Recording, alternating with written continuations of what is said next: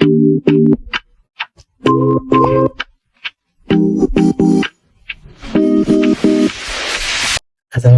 warahmatullahi wabarakatuh. Perkenalkan, nama saya Jeffrey Belilian Bit dengan NPM 062. Saya dari kelas 02 Manajemen Pagi. Nah, di sini saya akan menyelesaikan tugas kuliah saya, yaitu Ekonomi Islam. Dan materi saya adalah ikhtikar dalam ekonomi Islam. Oke, di sini yang pertama ada pengertian ikhtikar. Ikhtikar adalah praktik memonopoli barang atau komoditas dengan cara menimbun atau menahannya dari peredaran pasar sehingga menciptakan kelangkaan buatan. Nah, tujuan dari praktik ini adalah untuk memanipulasi harga pasar agar naik, sehingga pelaku ikhtikar dapat menjual barang tersebut dengan harga yang jauh lebih tinggi dan meraup keuntungan yang berlebihan.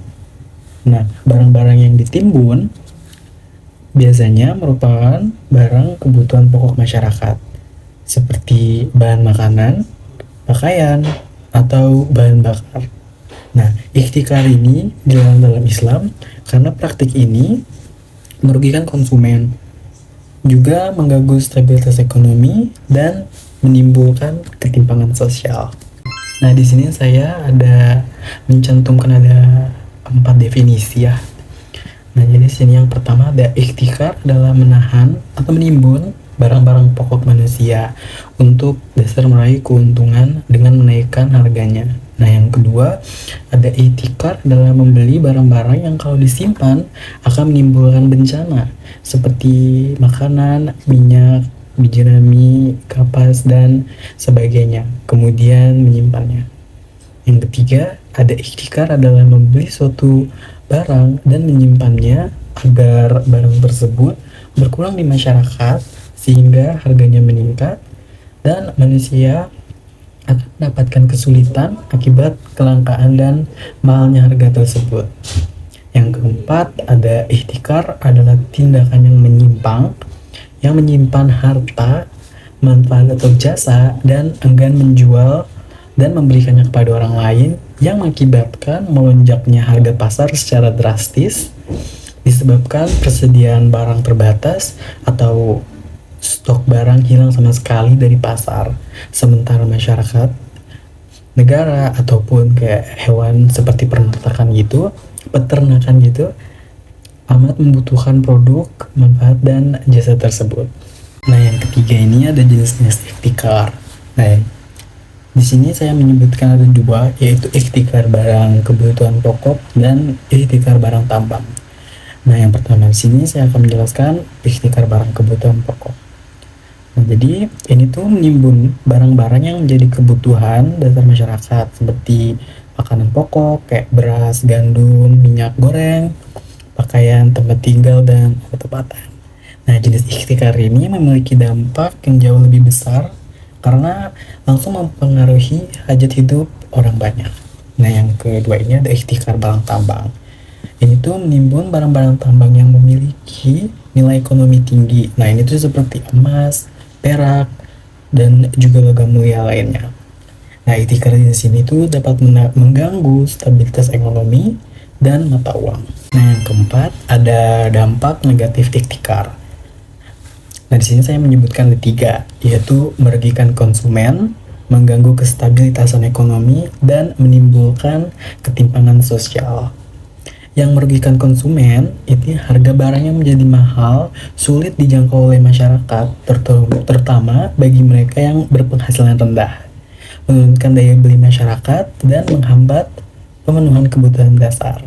Yang kedua adalah mengganggu kestabilitasan ekonomi. Nah, ini tuh menimbulkan inflasi dan juga kenaikan harga barang secara umum gitu loh, menciptakan ketidakpastian pasar dan menghambat pertumbuhan ekonomi. Ini tuh dapat merusak mekanisme pasar yang sehat dan kompetitif. Nah, yang ketiga ada menimbulkan ketimpangan sosial. Ini tuh kayak memperkaya segelintir orang dan memiskinkan yang lain. Ini juga menimbulkan kecemburuan, dan ketidakstabilan politik. Ini juga mendorong terjadinya pencurian dan tindakan kriminalitas lainnya. Nah, selanjutnya ada hukum ihtikar dalam Islam. Yang di sini saya menyebutkan ada dua, yaitu haram dan ma'ruf tahrim. Nah, yang haram mayoritas ulama dari mazhab Syafi'i, Maliki, Hambali, Syariah, Zaidiyah, Ibadiyah, Al-Maiyah, dan sebagian Hanafiyah menyatakan bahwa ihtikar hukumnya haram. Nah, pendapat ini tuh didasari pada hadis Nabi Muhammad SAW yang melarang penimbunan barang dan dampak negatif ihtikar yang merugikan masyarakat. Terus di sini ada yang ma'ruf tahrim. Sebagian ulama Hanafiyah berpendapat bahwa ihtikar hukumnya ma'ruf tahrim, artinya tindakan ini sangat tidak dianjurkan, namun tidak sampai pada tingkat haram.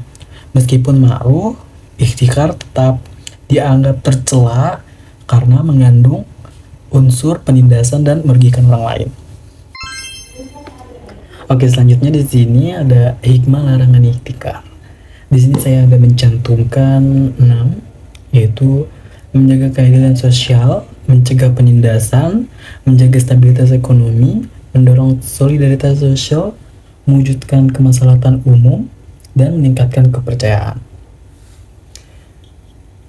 Oke, kesimpulan dari materi saya, intinya ihtikar atau penimbunan barang adalah praktik terlarang dalam Islam yang melibatkan penahanan barang kebutuhan pokok dari peredaran untuk memanipulasi harga dan meraup keuntungan yang berlebih.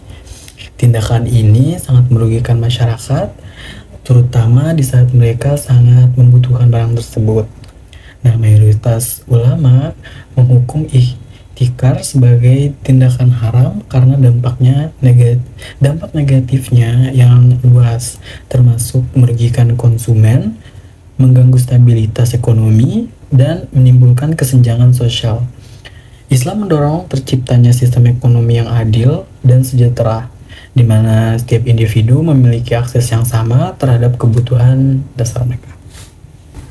Sekian dari presentasi materi saya.